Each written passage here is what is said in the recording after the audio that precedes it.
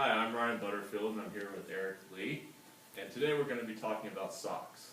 Not red socks, not white socks, not your dirty socks, but SOX.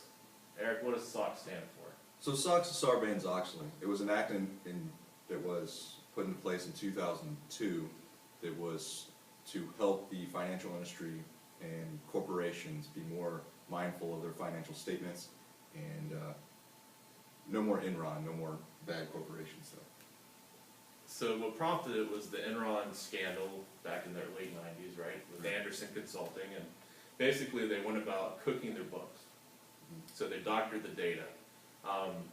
So the Congress took this action to try to prevent that. Now, a lot of things come up about this, and that what are some of the technologies and what are some of the strategies implemented to make this successful? Obviously, technology has gone a long way since 2002. Are there any big things, like high-level things that you've discovered that we could maybe identify in this conversation? And how are those implemented in different companies? How are they maybe taken advantage of? Is there any loopholes? Things like that, I think, are going to be the topics that we cover today. Yeah, sure. And one of the things that we keep in mind with Sarbanes-Oxley is that there's four main pillars to SOX. And the first one being its planning and organization. The second is the acquisition and implementation. Third, delivery and support. And fourth, and monitoring. If we keep those four main pillars in mind as we discuss SOX, then I think we'll have a good framework to understanding what SOX and the Act itself is meant to do. There's a couple of different frameworks that people use. I know COBIT, COSO, those type of frameworks people are putting into place to help kind of give them a framework to meet the SOX standards. Can you discuss a little bit about what COBIT is? Sure, be glad to. So COBIT, as described by the Data Governance Institute, is the control objectives for information and related technologies. So it's a framework that companies use to provide IT governance, and then it also provides a supporting tool set that allows managers to bridge the gap between control, technical issues, and business risks. COBIT clearly enables policy development and good practice for IT throughout the organization's daily, day-to-day practices. It was implemented soon after SOX, and so as around 2003, 2004 is when it was really developed, and it was actually part of that commission, that congressional commission that developed this SOX legislation. COSO is another framework that's used, and that's described as the Committee for Sponsoring Organizations of the Treadway Commission. All of these are nice long, phrasings. And this kind of goes parallel to COBIT in that one side is more IT governance and one side is more like accounting responsibilities. Okay. So both of these are used under the SOX governance to keep kind of the people who are behind the scenes working on these reports and financial transactions in check. So with that said, I think it would probably be safe to say that COSO and COBIT kind of go hand in hand with 404A and 404B. Sure. Absolutely. Absolutely. So there's two different types of Sarbanes-Oxley, or two different sections of Sarbanes-Oxley, 404A and 404B.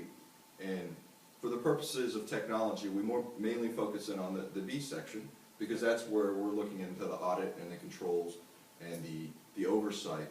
And 404A is more of financial statements and things of that nature, right? Correct. Okay. And all of it goes back to tying into data control. Mm-hmm. So who has access to your data, who has the ability to manipulate it or maneuver it. Very much in parallel to FERPA, which we find in the education industry, very much in parallel to HIPAA, which we find in the healthcare industry, are all ways that this legislation that is in place to control who has access to your data, keep it private, keep it out of the public view, those kinds of things. So all of these can kind of be thought of as parallel legislation. Okay. So with that said, the strategy for trying to meet these standards is something that we probably have to discuss here. Knowing that you have to meet it from cradle to grave. It's a legislation that's going to look at your process holistically. It's going to take it from the intake all the way to to the data that's being used as information. So Eric, as we talk about these things and we've talked about kind of the background and whatnot, one kind of topic we get to is how are the business strategies married to the technology and how is that used to meet the requirements of Sarbanes-Oxley? Sure, yeah. When you think about the business strategy and you think about the technology strategy that you're going to use to try to implement and meet the standards of Sarbanes-Oxley, one of the things you want to keep in mind is your main goal here with your technology is really to mitigate the risk. You're going to look at your overall business strategies, see where the standards line up with Sarbanes-Oxley and how you can actually mitigate that and reduce it. Sarbanes-Oxley is pretty complex, so obviously you're not going to be able to meet each wicket.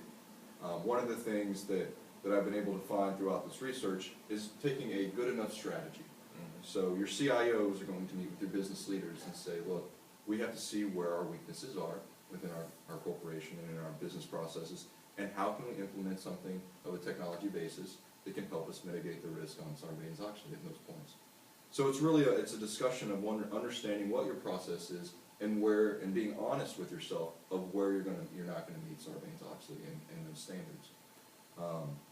The best thing to do is really to weigh those risks without complying. So one of the things CIOs like to do is saying, what is the cost for me to comply with this standard, and what's the cost for me not to comply with this standard, and how does that risk sit with our board? Are they willing to take that risk?